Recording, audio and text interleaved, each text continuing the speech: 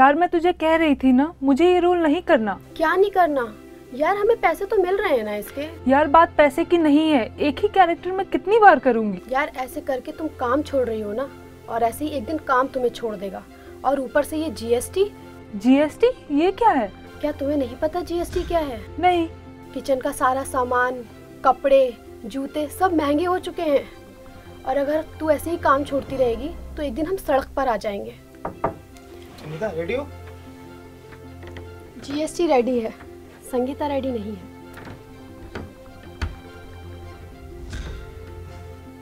क्या हुआ? अरे वही जीएसटी। अरे यार तुम लोगों ने जीएसटी को लेकर इतना हाई तबाह मचा रखा है। जीएसटी हमारे लिए फायदेमंद है। हाँ, जो लोग लग्जरी लाइफ जी रहे हैं ना, वो लोग उससे प्रेशर में है। और ज़्यादा जानने के लिए देखिए आज का हमारा एपिसोड।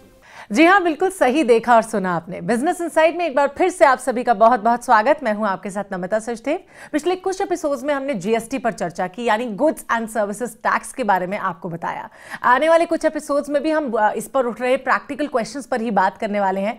वैसे जीएसटी क्या है, इसके बेनिफिट्स क्या है, इसके एडवांटेजेस क्या होने वाली हैं आने वाले वक्त में, ये तो हम आपको बता ही चुके हैं। लेकिन एक बार फिर से मैं आपको बता देती हूँ, जीएसटी एक ऐसी टैक्सेशन पॉलिसी है जिससे पूरी इकोनॉमी में सिर्फ एक सिंगल टैक्स प्रिवेल होगा। यानी अब आपको और हमको जब भी हम कुछ खरीदने जाते हैं, हमें कोई और इनडायरेक्ट टैक्स देने की कोई जरूरत नहीं है। यानी कोई सेस टैक्स नहीं होगा, कोई सर्विस टैक्स नहीं होगा, या किसी भी तरह का एक्साइज नहीं लगने वाला है। लगेगा तो सिर्फ और सिर्फ जीएसटी यानी गुड्स एंड सर्विसेज टैक्स। और जैसे कि हम सबने देखा कि देश में जो पार्लियामेंट है हमारा, वहां उसके सेंट्रल हॉल को पूरी दुल्हन की तरह सजाया गया। 1 जुलाई 2017 को इसका ग्रैंड लॉन्च किया गया और हमारे देश के प्रधानमंत्री माननीय श्री नरेंद्र मोदी जी, देश के राष्ट्रपति श्री प्रणब मुखर्जी जी और वित्त मंत्री अरुण जेटली जी ने मिलकर घंटा बजाकर इसका स्वागत किया। और कहा गया कि इससे हमें एक दूसरी आजादी मिली है। किस तरह से एक नई आजादी मिली है, ये आज हम जानेंगे बिजनेस इनसाइड के वो इंसान जिनके पास बिजनेस की दुनिया का भरपूर ज्ञान है, जो ऑथर होने के साथ साथ एक फिलैंथ्रोपिस्ट भी हैं और सार्क के फाउंडर पार्टनर भी हैं। आइए मिलकर उनका स्वागत करते हैं जोरदार तालियों के साथ। आपका बहुत बहुत स्वागत है। तो सुनील जी, आप तो हमारे साथ हैं और हमारे साथ आज यहाँ पर बहुत सारे सीएस मौजूद हैं जिनको खास तौर पे हमने इनवाइट किया है। बहुत से स्टूडेंट्स हैं यहाँ पर, ट्रेनीज हैं और कुछ कॉमन पर्सन्स भी हैं, साथ साथ शॉपकीपर्स भी हैं, जो आज हमारे शो को बहुत स्पेशल बनाने वाले हैं। हम सब मिलकर आपका स्वागत करते हैं। तो जिस तरह से मोदी जी का ये मानना है सर कि ये good and simple tax policy होगी जिससे पूरा सिस्टम ट्रांसपेरेंट होने वाला है, सिंप्लीफाइड होने वाला है, यही जानना चाहूंगी। गुड्स एंड सर्विसेज टैक्स का मतलब गुड एंड सिंपल टैक्स कैसे हो सकता है? बिल्कुल है गुड एंड सिंपल टैक्स, क्योंकि अब एक टैक्स हो गया जी। पहले क्या हुआ करता था, जब भी आप कुछ परचेज करने जाते थे, मान लीजिए 100 रुपए की चीज आप परचेज करने जाते थे, उसके ऊपर कुछ टैक्स लगते थे जो जब कंज्यूमर तक पहुंचता था उसको नहीं पता होते थे उसमें कौन सा टैक्स ऐड हुआ। जैसे 100 रुपए की चीज है, उस पर एक्साइज ड्यूटी लग गई मान लीजिए, उसके बाद उस पर सेंट्रल सेल टैक्स लग गया, उसके बाद उस पर एंटी टैक्स लग गया, उसके बाद वो वेंडर के पास पहुंचा। तो ये सारे टैक्स लग के मान लो वो 140 रुपए का हो गया। तो 140 रुपए की जो वेंडर के पास पहुंचा, उसके बाद वो उसके ऊपर एक और वैट लगाता था, वो जो स्टेट का वैट लगाता था, उसके बाद सेल करता था। तो जब कंज्यूमर तक गुड्स पहुंचता था तो उसमें उसको लगता था कि ये 140 रुपए का सामान है और उसके ऊपर वैट लगा हुआ है। अच्छा। और वो जो वैट लगता था, वो जो 100 के बाद जो टैक्सेस हैं उसके ऊपर दोबारा लग जाता था। तो एक तो टैक्स के ऊपर टैक्स लग जाता था और कंज्यूमर को ये नहीं पता होता था कि 100 रुपए की चीज पे मैं 65 रुपए या 55 रुपए या 40 रुपए टैक्स दे चुका हूं। और वो टैक्स किस किस को गया, किस सरकार ने लिया, किस स्टेट गवर्नमेंट के पास गया, किस सेंट्रल गवर्नमेंट के पास गया। तो ट्रांसपेरेंसी नाम की कोई चीज नहीं थी और जटिल बहुत था। और क्योंकि जटिल होने के कारण एक्साइज अलग लगता था, वो अलग डिपार्टमेंट देखता था, सेंट्रल सेल टैक्स अलग देखता था और वैट अलग डिपार्टमेंट देखता था। और हमारे कॉन्स्टिट्यूशन में इस तरह के प्रोविजन थे कि जब माल सेल होता था तो स्टेट गवर्नमेंट को टैक्स मिलता था। अच्छा। जब कोई सर्विस प्रोवाइड करते थे तो सेंट्रल गवर्नमेंट को टैक्स मिलता था। और जब आप कोई मैन्युफैक्चर करते थे तो सेंट्रल गवर्नमेंट को टैक्स मिलता था। तो ये जो बहुत बड़ा हम रिफॉर्म कह रहे हैं, ये जो हमारे को संसद में इसका 12 बजे इसको घंटा बजा के हमने शुरू किया, तो ये बहुत बड़ा एक रिफॉर्म है। इसको मैं इस तरह से भी कह सकता हूँ, जैसे सरदार वल्लभ भाई पटेल ने आज़ादी के बाद सब स्टेट को इंटीग्रेट किया था, उसी प्रकार से ये एक तरह का आर्थिक इंटीग्रेशन है जी। मतलब हमने सारे स्टेट को आर्थिक रूप से इंटीग्रेट कर दिया, मतलब एक ही टैक्स में बांध दिया। मतलब अब सभी स्टेट को या यूनियन टेरिटरी जितनी भी हैं सबके ऊपर एक टैक्स लागू हो गया। तो एक तरह से एक बहुत बड़ा रिफॉर्म या एक बहुत बड़ा इंटीग्रेशन, या मैं इसे कह सकता हूँ बहुत बड़ा इकोनॉमिक इंटीग्रेशन है ये। तो ये एक बहुत बड़ा फैसला, और मेरे को लगता है कि आज़ादी के बाद जैसे हम सब ने खुशी मनाई थी कि एक हमारा इंटीग्रेट हो गए सारे स्टेट और एक कंट्री बन गई, उसी प्रकार से मनानी चाहिए कि अब सारे टैक्स इंटीग्रेट होके एक टैक्स हो गया। अच्छा, यहाँ पे मैं जानना चाहूंगी, जैसे आपने कहा कि पहले टैक्सेस का जो स्ट्रक्चर था काफी कंफ्यूजिंग था, अभी सिंप्लीफाई हो गया, और एक एज अ कंज्यूमर अगर बात करती हूँ तो अब हम खुद कैलकुलेट कर सकते हैं कि हमें कितना टैक्स देना होगा। जब भी आपको कोई भी इनवॉइस मिलेगी तो वो टैक्स इनवॉइस होगी, कंज्यूमर को पता होगा कि इसमें मैंने कितना टैक्स दिया है और वो टैक्स किसको गया। यदि मान लो उसी स्टेट से परचेज कर रहा है तो उसे पता होगा कि इसमें मैंने सेंट्रल गवर्नमेंट को कितना टैक्स दिया, क्योंकि CGST होगा, और स्टेट गवर्नमेंट को कितना दिया वो SGST होगा। और मान लीजिए इंटीग्रेटेड है वो, अगर किसी दूसरे एक स्टेट से दूसरे स्टेट है तो इंटीग्रेटेड GST कितना दिया जो कि सेंट्रल गवर्नमेंट को जाएगा। तो उसको पता होगा इस गुड्स की कीमत कितनी है और इस पे टैक्सेस कितने हैं और किस सरकार को गए कंज्यूमर के लिए। और जब व्यापारी लेगा तो उसको इसका इनपुट क्रेडिट मिलेगा जब वो आगे बेचेगा। तो इसका मतलब एक जो प्राइस है उस पर एक ही बार टैक्स लगा, उसके बाद जितने लोग वैल्यू एडिशन करते जाएंगे उतना उस पर टैक्स लगाते जाएंगे। अच्छा, एक सवाल मेरा यहाँ पर यह है सर कि अनलाइक वेस्टर्न कंट्रीज की अगर मैं बात करती हूँ, वहां पर भी ये पहले से, ये तो काफी पहले से है वहां पर, तो एक ही टैक्स लगता है, कोई CGST या SGST अलग से नहीं लगता है। यहाँ इंडिया में इसे CGST और SGST अलग अलग क्यों डिवाइड किया गया है? देखिए, जैसे मैंने बताया कि एक बहुत बड़ा कॉन्स्टिट्यूशनल रिफॉर्म किया गया कि हमारे कॉन्स्टिट्यूशन में पावर्स दी होती हैं, क्योंकि फेडरल स्ट्रक्चर है हमारे देश का, कि कुछ टैक्स सेंट्रल गवर्नमेंट लगाती है, कुछ टैक्स स्टेट गवर्नमेंट लगाती है। तो इसीलिए हम इसे बार बार बोल रहे हैं कि बहुत बड़ा कॉन्स्टिट्यूशनल रिफॉर्म हुआ कि कॉन्स्टिट्यूशन में अमेंड करके दोनों को साइमल्टेनियस पावर दे दी गई कि जब स्टेट में, एक स्टेट से उसी स्टेट में कुछ सेल परचेज होगी तो दोनों साइमल्टेनियस टैक्स लगाएंगे। मतलब जो टैक्स का रेट होगा उसका आधा सेंट्रल गवर्नमेंट को जाएगा, आधा स्टेट गवर्नमेंट को जाएगा, और एक स्टेट से दूसरे स्टेट में जब होगा तो इंटीग्रेटेड लगेगा जो सेंट्रल गवर्नमेंट को जाएगा। तो ये एक बहुत बड़ा कॉन्स्टिट्यूशन रिफॉर्म किया हमने, जिससे कि हमारी सेंट्रल गवर्नमेंट की और स्टेट गवर्नमेंट की जो इनकम टैक्सेस से होती है, जिससे वो देश या प्रदेश चलता है, उसमें किसी तरह की कोई परेशानी ना आए और हमारा फेडरल स्ट्रक्चर और मजबूत हो, उसमें किसी तरह के डिफरेंसेस ना आए कि एक टैक्स उसको ज्यादा गया कम गया। तो इसीलिए ये दोनों गवर्नमेंट को, सेंट्रल और स्टेट को टैक्स जाता है। बिल्कुल सही कहा आपने, लेकिन कुछ इकोनॉमिस्ट का ऐसा भी मानना है सर कि इससे ज्यादा खुश होने की जरूरत नहीं है। मैंने कुछ स्टडीज में पढ़ा है कि उनका मानना है कि GST के आने से कुछ नया नहीं हो रहा है, बाकी जो और इनडायरेक्ट टैक्सेस पहले हम पे करते थे ये सिर्फ एक उसका नया नाम है। आप कितना सही मानते हैं इसको? देखिए, मेरे को नहीं पता कि किन की ये स्टेटमेंट है। अगर हम किसी भी एंगल से देखें तो इसमें कोई बुराई नहीं है, और हम ये तो बिल्कुल ठीक बात है कि पहले भी टैक्सेस लगा करते थे, लेकिन जटिल थे, बहुत सारे थे। अगर उसको हमने एक कर दिया और एक ही टैक्स लगने लगा और एक बिल्कुल ट्रांसपेरेंट तरीके से लगने लगा, तो उसका मेरे को लगता है स्वागत करना चाहिए। क्योंकि यदि हम ये देखने लगे तो हम किसी भी चीज में कोई ना कोई कमी निकाल सकते हैं। ऐसी कोई वस्तु है ही नहीं संसार में जिसमें हम कमी ना निकाल पाए। लेकिन हमें इस एंगल से देखने की जरूरत है कि ये गिवन सर्कमस्टांसेस में सबसे बेस्ट ऑप्शन है जिससे हमारा देश आगे बढ़े। अच्छा, इसके अलावा अगर मैं बात करती हूँ, पहले कुछ ऐसे प्रोडक्ट्स थे जो कि इसमें मतलब सर्विस टैक्स में इंक्लूडेड नहीं भी थे, अब उनको भी इंक्लूड कर लिया गया है सर। तो एज अ कंज्यूमर अगर मैं बात करूँ तो कैसे मेरे लिए या हम सबके लिए बेनिफिशियल हो सकता है? जैसे अगर आप देखें तो सर्विस टैक्स पहले 15% था, सर्विसेज पे लगता था, अब 18 लगने लगा जी। तो इसका मतलब ये नहीं हुआ कि टैक्स ज्यादा हो गए, क्योंकि अब मेरे को इनपुट मिलना शुरू हो गया, इनपुट क्रेडिट मिलना, इनपुट क्रेडिट। जैसे कि पहले मान लीजिए आपने सर्विस टैक्स दिया 15%, लेकिन इनपुट आपको सिर्फ सर्विस टैक्स का मिलता था, वैट का नहीं मिलता था। तो अब क्योंकि वैट का मिलेगा तो आपको इफेक्टिव जो टैक्स रेट होगा वो आपका 18 से कम आ जाएगा। अच्छा, तो जो कंज्यूमर को जो चीज जाएगी वो सस्ती होके जाएगी, क्योंकि वो जो इसमें एक और प्रोविजन भी है कि अगर मान लीजिए आपको इस टैक्स के लागू होने के बाद उसका इंपैक्ट या इनपुट टैक्स क्रेडिट लेने के बाद टैक्स कम पड़ता है, तो उसको अपने प्रॉफिट के रूप में अपने पास नहीं रखना, उसको कंज्यूमर को पास ऑन करना है। अच्छा, ऐसा भी है? ऐसा भी है। इसी एक्ट में एक सेक्शन बनाया गया है कि जिसके द्वारा आपको ये जो प्रॉफिट है पास ऑन करना है कंज्यूमर को। आप ये नहीं सोच सकते कि टैक्स में ज्यादा मिलना शुरू हो गया, अब मैं इनपुट क्रेडिट भी ले लूं तो मेरी आमदनी बढ़ गई। तो कैसे एक ट्रेडर कंज्यूमर को फॉरवर्ड करेगा वो प्रॉफिट, उसके बारे में चर्चा करेंगे, पर कब बातों बातों में ब्रेक लेने का वक्त हो गया मुझे पता ही नहीं चला। GST पर हमारी चर्चा इसी तरह से जारी रहेगी, आप कहीं मत जाइए, देखते रहिए आपका अपना शो बिजनेस इनसाइट। मैं मानता हूं कि जब उन्हें टैक्स समझ आता है तो वो जरूर टैक्स देते हैं। एग्जैक्टली। तो इसीलिए इसमें टैक्स में बढ़ोतरी होगी, हमारी इकोनॉमी को बूस्ट मिलेगा, हमारी GDP बढ़ेगी। कीजिए नए बिजनेस की शुरुआत, जानिए बिजनेस की हर बात मेरे साथ। समझ तभी आती है बिजनेस की बातें जब सुनील कुमार गुप्ता जी हैं बताते। अब से हर शनिवार सुबह 10 बजे बिजनेस इनसाइट में। मेरे कॉलेज में होने चाहिए expert faculty, good transportation, wifi की सुविधा हो, वर्चुअल लाइब्रेरी और ई बुक्स किसी भी वक्त अवेलेबल हो, जहाँ स्कॉलरशिप के साथ साथ स्किल मिले, हॉस्टल की सुविधा के साथ साथ एक safety environment. Greater Noida college of commerce for women.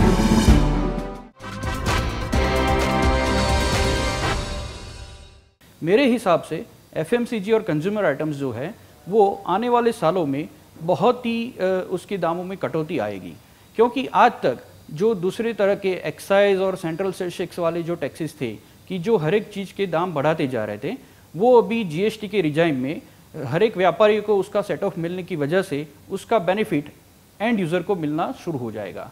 तो ये एक बहुत बड़ा इम्पैक्ट रहेगा मेरे हिसाब से जीएसटी आने से जनजीवन पर, और जनजीवन की सभी वस्तुएं पर मेरे हिसाब से दामों में बहुत ही कटौती आनी चाहिए। डेफिनेटली जब भी कोई नया अध्याय आता है, जब भी नया कोई टैक्स आता है, तो शुरुआत के तबक्कों में उस पर उसका इम्पैक्ट क्या पॉजिटिव रहेगा, नेगेटिव रहेगा, उसमें बहुत सारी हर्डल्स रहती है, बहुत सारे इश्यूज आते हैं।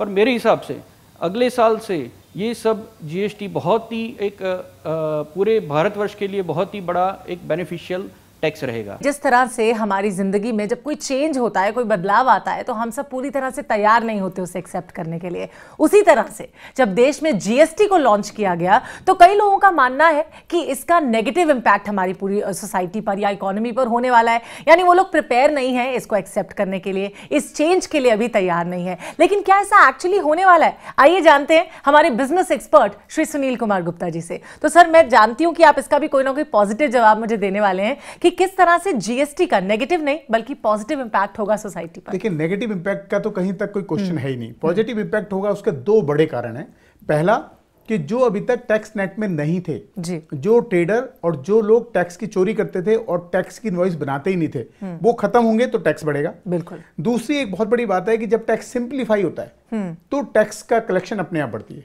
क्योंकि जब लोगों को समझ आता है तो आगे आके टैक्स देते हैं। बिल्कुल सही कहा आपने। तो मैं ये कभी नहीं मानता कि हिंदुस्तान में लोग टैक्स चोरी करते हैं। मैं मानता हूं कि जब उन्हें टैक्स समझ आता है तो वो जरूर टैक्स देते हैं। एग्जैक्टली। तो इसीलिए इसमें टैक्स में बढ़ोतरी होगी, हमारी इकोनॉमी को बूस्ट मिलेगा, हमारी जीडीपी बढ़ेगी और आम इंसान के लिए एक बहुत बेहतर जगह बनेगी रहने के लिए। तो हमारे यहाँ पर जो मौजूद ऑडियंस है अभी, आई एम श्योर कि वो भी ढेर सारे सवाल लेकर हाजिर है।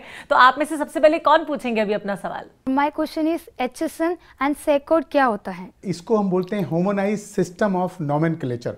ये एक ऑर्गेनाइजेशन है वर्ल्ड की कस्टम की, जिसे हम बोलते हैं WCO। उसने ये सब सिस्टम बनाए हुए हैं जिससे पूरे संसार में कोडिंग एक तरह की रहे। तो उसमें जो भी आप गुड्स को ट्रेड करेंगे तो उसमें एक कोड लिखना जरूरी होगा, जिसे हम ये कोड बोलते हैं। और एक और कोड होता है जिसे हम SSC कोड बोलते हैं, जो हम सर्विस अकाउंटिंग कोड हैं। वो जब हम सर्विस प्रोवाइड करेंगे तो SSC कोड डालेंगे, जब हम गुड्स प्रोवाइड करेंगे HSN कोड डालेंगे। तो ये दोनों कोड बहुत इंपॉर्टेंट हैं, आपको समझना बहुत इंपॉर्टेंट है और कोड को ठीक से इनवॉइस में डालना बड़ा इंपॉर्टेंट है। अच्छा, यहाँ पे एक सवाल मैं भी करना चाहती हूँ सर कि किस तरह से हम ये कैटेगराइज करेंगे कि हमें कौन सा टैक्स गुड्स पे देना है, कौन सा हमें सर्विसेज पे देना है? देखिए, जब आप सर्विस प्रोवाइड करेंगे तो सर्विस पे टैक्स लगेगा और जब गुड्स करेंगे तो गुड्स का टैक्स लगेगा। लेकिन जब आप गुड्स और सर्विस एक साथ करेंगे, मान लीजिए कोई कॉन्ट्रैक्ट है आपका जिसमें आपने गुड्स भी दे रहे हैं और सर्विस भी दे रहे हैं, तो उसे सर्विस टैक्स में कैटेगराइज किया जाएगा। इस लॉ में ये डेफिनेशन बिल्कुल क्लियर कर दी है, तो अब कोई कंफ्यूजन या एम्बिग्यूटी नहीं है। अगर आप गुड्स खाली दे रहे हैं तो गुड्स, और अगर आप गुड्स सर्विस दोनों दे रहे हैं तो सर्विस दे रहे हैं तो सर्विस। चलिए, तो इजीली ये पहचान में आ सकता है कि आपको कौन सा टैक्स देना है और कब देना है। अभी और कौन पूछना चाहेंगे अपना सवाल? मैं जानना चाहती हूँ जीएसटी पेमेंट की ड्यू डेट क्या है? जीएसटी की ड्यू डेट 20 तारीख है अगले महीने की। जो आप पिछले महीने तक का आपने जितने भी इनवॉइस रेज किए हैं उन सब का टैक्स अगले महीने की 20 तारीख तक आपने देना है। अच्छा, इसके साथ ही अदिति हैं यहाँ पर जो आपसे सवाल पूछना चाहती हैं, चार्टर्ड अकाउंटेंसी की प्रैक्टिस कर रही हैं। जी बताइए। मेरा सवाल ये है, जैसे इनकम टैक्स में TDS के लिए हमें टैन लेना होता है, वैसे क्या GST में हमें TDS के लिए रजिस्टर करना है? कुछ कैटेगरी ऐसी हैं जैसे गवर्नमेंट हो गई, लोकल अथॉरिटी हो गई, गवर्नमेंट डिपार्टमेंट हो गए, या जो और नोटिफाइड डिपार्टमेंट करेगी जिसको GST काउंसिल, उन सबको जब किसी को पेमेंट करेंगे तो उनको GST का TDS काटना पड़ेगा। तो उस TDS काटने के लिए उनको टैक्स डिडक्टर का भी एक नंबर लेना पड़ेगा। लेकिन उसमें बहुत इंपॉर्टेंट बात यह है कि अगर किसी गवर्नमेंट डिपार्टमेंट के पास पैन नहीं भी है तो वो अपने टैन के ऊपर GST का टैक्स डिडक्टर का कोड नंबर ले सकता है, और उसको लेना बहुत ज़रूरी है क्योंकि उसको वो टैक्स काट के वेंडर से गवर्नमेंट को जमा करना है। तो उसके पास वो नंबर होना चाहिए, उसे वो नंबर लेना पड़ेगा। और उसमें खासियत यह है कि वो पैन बेस्ड नहीं है। अगर आपके पास इनकम टैक्स का टैन नंबर है तो उसके बेस पे भी आप GSTN का टैक्स डिडक्टर का नंबर ले सकते हैं। प्रियंका है अभी जो पूछना चाहती हैं अपना सवाल, बताइए। मेरा क्वेश्चन ये है कि क्या EMD के ऊपर GST लगेगा? EMD के ऊपर GST नहीं लगेगा, लेकिन हाँ यदि EMD को आप फॉरफिट करते हैं या एडजस्ट करते हैं तो उस पर GST लगेगा, अदरवाइज नहीं लगेगा। चलिए, वेरी सिंपल, लेकिन बहुत अच्छे से सर ने यहाँ पर बताया। उसके साथ ही अभी कौन है तैयार अपना सवाल पूछने के लिए? जी, मेरा आपसे यह सवाल है कि एक शॉपकीपर है, वो दो तरह के गुड्स बेच रहा है, एक टैक्सेबल और एक एग्जेम्प्ट, वो इसकी इनवॉइसिंग किस तरह करेगा? देखिए, वो उसकी एक इनवॉइस जारी कर सकता है और उसमें मेंशन करेगा जो टैक्सेबल है उसके आगे टैक्स का रेट और टैक्सेबल है, और जो नहीं है उसके आगे 0 टैक्स करके और एक इनवॉइस जारी कर सकता है। इसमें कोई परेशानी नहीं है, पहले भी ऐसा करते थे हम, अब भी ऐसे कर सकते हैं। भारती तैयार है अपना सवाल लेकर। जी, मेरा सवाल ये है कि composite supply and mix supply क्या है? कंपोजिट सप्लाई हम उसको बोलते हैं कि जब एक ऐसी सप्लाई होती है जिसमें सब कुछ एक साथ क्लब होता है।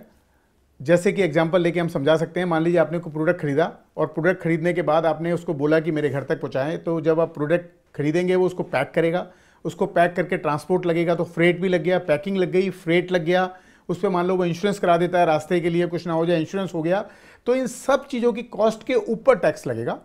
और जो टैक्स का रेट होगा वो जो आपका प्रिंसिपल आइटम है जो आपने खरीदा है उस पर जो रेट है वही रेट टोटल पे लगेगा।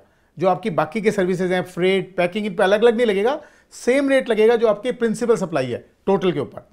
इसी प्रकार से मिक्स सप्लाई होती है। मिक्स सप्लाई में क्या है कि कई बार शॉपकीपर कुछ एक मिक्स बास्केट बना देते हैं जिसमें कि कुछ सामान डाल देते हैं, कुछ चॉकलेट डाल दी, कुछ बिस्कुट डाल दिया, एक मिक्स बना के पैक, जैसे आपने देखा होगा कि बहुत सारे ऐसे पैक मिलते हैं।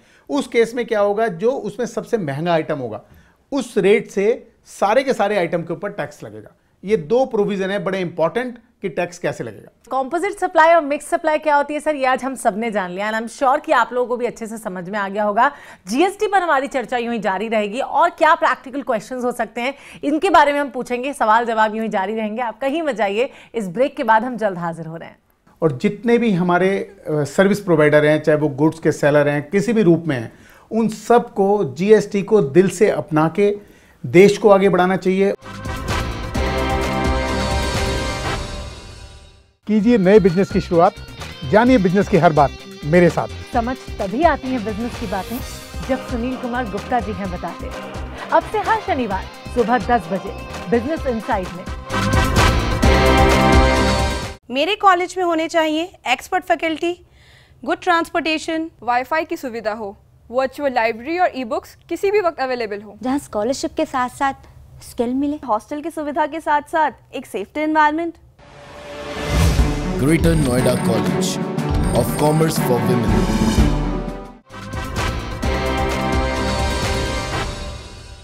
अभी जो रिसेंटली एप्लीकेबल हुआ है GST, नया लॉ है सबके लिए, और टेक्सटाइल इंडस्ट्री में इसके पीछे खलबली मची हुई है। पहले कुछ नहीं था ऐसा टैक्सेस, पहले विदाउट टैक्स सेल परचेज होता था, एंड कस्टमर को ही सिर्फ टैक्स लगता था। लेकिन अब ये चीज़ आ जाने से हर एक व्यापारी को अपना रिकॉर्ड्स रखना पड़ेगा, किससे सेल किया, किससे परचेज किया है। इसकी वजह से वो लोग को थोड़ी दिक्कत आ रही है कि सब चीज़ अकाउंट में लानी पड़ेगी। पहले जो नहीं आता था उसकी वजह से कुछ बेनामी ट्रांजैक्शन होते थे, सेल होता था, परचेज होता था, जो ऑन बुक्स नहीं आता था। देखा जाए तो दरअसल इसमें गवर्नमेंट को कुछ ज़्यादा बेनिफिट नहीं है, क्योंकि जो टैक्स रेवेन्यू आना था वही आएगा आफ्टर GST भी, और व्यापारियों को कोई लॉस भी नहीं है। लेकिन दिक्कत की बात छोटी सी ये है कि वो लोग को अकाउंट मेंटेन करना पड़ेगा। एक बिजनेस पर्सन की अगर मैं बात करती हूँ, उसके लिए ईज ऑफ डूइंग बिजनेस बढ़ने वाला है, वो कैसे, उसकी भी चर्चा करेंगे। मैं तो अपने जहन के सवाल क्लियर कर ही लूंगी सर, लेकिन यहाँ पर अभी जो यहाँ पे ऑडियंस मौजूद है उनमें से स्नेहा है, CA हैं ये, और आपसे सवाल करना चाहती हैं, बताइए। मेरा क्वेश्चन ये है कि एक गवर्नमेंट कॉन्ट्रैक्टर जिसको पेमेंट मेजरमेंट बुक की एंट्री के हिसाब से मिलती थी, अब अगर एक एंट्री 30 जून को हो गई है और ना उसका इनवॉइस इशू हुआ है ना पेमेंट मिली है, तो क्या उस पे GST लगेगा या उस पे वैट या सर्विस टैक्स एप्लीकेबल होगा? ये एक ऐसा क्वेश्चन है जो कि हर गवर्नमेंट डिपार्टमेंट में एक क्वेश्चन मार्क बन गया है कि क्या होना चाहिए। मेरी ओपिनियन ये बनती है इसमें कि यदि आपकी MB बुक में एंट्री हो गई, मतलब वेरीफाई हो गया कि आपने उतना काम कर दिया, और अगर 30 जून से पहले आपने इनवॉइस या जो पहले आप एक एब्स्ट्रैक्ट बनाते थे वो जारी कर दिया, और उस समय तक के अप्लीकेबल टैक्सेस दे दिए, और उस समय 30 जून तक जैसे इनवॉइस हुई उसमें उस समय के अप्लीकेबल टैक्स दे दिए, उसका अप्लीकेबल टीडीएस काट लिया, जमा कर दिया, तो उस पर जीएसटी नहीं लगेगा, चाहे पेमेंट आप बाद में कर रहे हैं। लेकिन यदि आपने इनवॉइस भी जारी नहीं किया, इनवॉइस बाद में करेंगे, अगर आप ऐसा कोई सिस्टम होगा जिसमें इनवॉइस जारी होती है और बाद में करेंगे, तो टैक्स इनवॉइस होगी और जीएसटी लगेगा।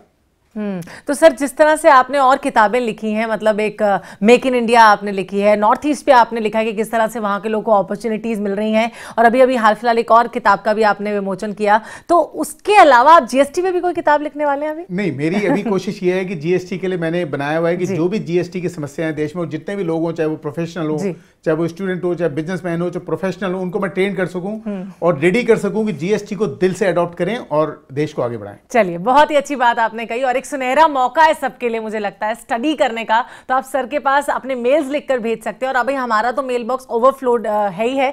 जो सवाल मैं शायद आज ना ले पाऊं, लेकिन आपने अगले एपिसोड में मैं जरूर उनको शामिल करूंगी। एक और अभी यहाँ पर शख्स तैयार है अपना सवाल लेकर। जी सर, मेरा क्वेश्चन ये है कि पहले कंस्ट्रक्शन कॉन्ट्रैक्ट पे एक लेबर सेस लगता था, तो क्या वो जीएसटी के अंदर एबॉलिश हो गया है या अभी भी लगेगा? जो लेबर सेस लगता था कंस्ट्रक्शन पे, वो हमारा एक एक्ट था जो कि कंस्ट्रक्शन और दूसरी लेबर, जो दूसरी कंस्ट्रक्शन है उसकी लेबर के वेलफेयर के लिए था, वो अभी भी है, वो अभी भी लगेगा जीएसटी आने के बाद। जीएसटी आने के बाद जो सेस स्टेट गवर्नमेंट या सेंट्रल गवर्नमेंट गुड्स और सर्विस से रिलेट करके लगाती थी, वो एबॉलिश हुए हैं, ये वाला एबॉलिश नहीं हुआ, ये अभी भी लगेगा। अच्छा, इसी के साथ मोनिका है जो सीए की प्रैक्टिस कर रही हैं, वो अपना सवाल आपसे पूछना चाहती हैं। बताइए मोनिका। मेरा सवाल ये है कि एक डेली बेस्ड सर्विस प्रोवाइडर है, उसकी 5 ब्रांचेज हैं डिफरेंट स्टेट्स में, और उसकी ऑल ओवर इंडिया फ्रेंचाइजीज हैं, उसे कितने जीएसटी नंबर लेने पड़ेंगे और उसे हर स्टेट में कंप्लायंस करनी पड़ेगी? यदि एक सर्विस प्रोवाइडर है और उसकी ब्रांचेस 5 स्टेट में हैं और फ्रेंचाइजी पूरे देश में है, तो क्योंकि वो दिल्ली से सर्विस प्रोवाइड कर रहा है फ्रेंचाइजी को, तो उसका 1 नंबर होगा। लेकिन जहाँ जहाँ उसकी ब्रांचेज हैं वहाँ से भी क्योंकि सप्लाई कर रहा है, उन सब स्टेट में उनको नंबर लेना पड़ेगा, जिससे कि उस स्टेट में जो उनका इनपुट क्रेडिट है वो उनको मिल सके। तो इनको एक दिल्ली का नंबर, जिससे वो पूरे देश में या जहाँ भी सप्लाई कर रहे हैं वो, और बाकी स्टेट जिन 5 स्टेट में उनकी ब्रांचेज हैं वहाँ भी उनको नंबर लेना चाहिए, तो उनको 6 नंबर जीएसटी में लेने पड़ेंगे। अच्छा, अगर किसी की पूरे देश में फ्रेंचाइजी है सर, तो अगर मैं 31 स्टेट्स की बात करती हूँ जीएसटी के मुताबिक, तो क्या उनको यूनियन टेरिटरीज मिलाकर 36 रिटर्न्स भरनी पड़ेंगी इन अ मंथ? नहीं, अगर मान लीजिए आपका एक जगह से आप सर्विस प्रोवाइड कर रहे हैं तो आपको नंबर 1 ही लेना है, और उसके बाद जो ये मिथ है कि भाई हमें इतनी सारी रिटर्न भरनी पड़ेंगी, वो एक्चुअली एक रिटर्न के 3 पार्ट हैं, जो एक आपने 10 को भरना है, एक 15 को भरना है और 20 को भरना है। तो इसलिए ऐसा कुछ नहीं है कि हम इसे हवा बना देंगे, इतनी सारी रिटर्न कैसे भरेंगे। चलिए, अच्छी बात है। इसके साथ ही अभी एक और शख्स भी तैयार है अपना सवाल लेकर। बताइए। मैं ये जानना चाहती हूँ कि क्या इनपुट टैक्स क्रेडिट को पेनल्टी और इंटरेस्ट के साथ सेटअप कर सकते हैं? बिल्कुल नहीं कर सकते। जो आपका टैक्स का अमाउंट है उसे टैक्स के साथ ही एडजस्ट कर सकते हैं, और अगर आपका टैक्स पूरा हो गया और ये पेनल्टी और इंटरेस्ट बनता है, ये आपको अलग से देना पड़ेगा और वो आपका क्रेडिट कैरी फॉरवर्ड होगा। चलिए, तो वक्त की कमी है, इसलिए मैं जल्दी से अपना जो आज का आखिरी सवाल है वो भी पूछवा देती हूँ। जी बताइए, कौन पूछेंगे अभी? सर, मेरा सवाल ये है कि अगर जीएसटी रॉन्ग पेन पे इशू हो गया हो तो मॉडिफिकेशन का कोई और ऑप्शन है या फिर दोबारा अप्लाई करना पड़ेगा? देखिए, यदि रॉन्ग पैन पे हो गया है तो कुछ नहीं हो सकता, वो सरेंडर करके नया लेना पड़ेगा।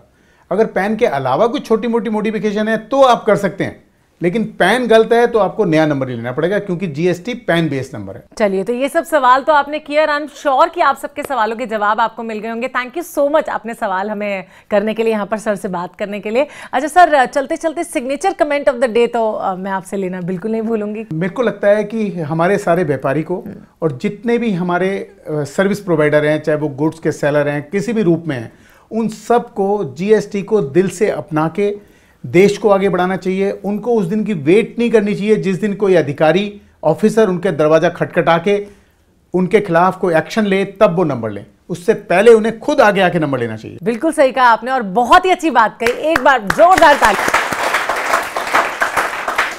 Thank you so much sir, जो आप यहाँ पर आए और हमेशा अपना वक्त हमारे लिए निकालते हैं। बहुत बहुत शुक्रिया आपका एक बार फिर से हमें गाइडेंस देने के लिए। Thank you very much. आप सबका भी बहुत बहुत धन्यवाद करना चाहूंगी जो आप यहाँ पर आए और हमेशा आकर हमारा प्रोत्साहन बढ़ाते हैं। बहुत बहुत धन्यवाद। तो आज हमने बात की जीएसटी के बारे में और आपको बताया कि किस तरह से जो कठिनाइयां आ रही हैं लोगों को, जो जहन में उनके सवाल उठ रहे हैं उसके जवाब क्या हो सकते हैं। क्षमा चाहूंगी उन लोगों से जिनके मेल्स हम अपने शो पर आज नहीं ले सके। आई एम श्योर कि अगले एपिसोड में हम उनके मेल्स के जवाब जरूर दे पाएंगे। बिजनेस इनसाइट के खास एपिसोड में इतना ही। एक बार फिर से हम हाजिर होंगे जीएसटी पर ही चर्चा करने के लिए। तब तक के लिए इजाजत दीजिए। आप सब यूं ही खुश रहिए और मुस्कुराते रहिए। नमस्कार।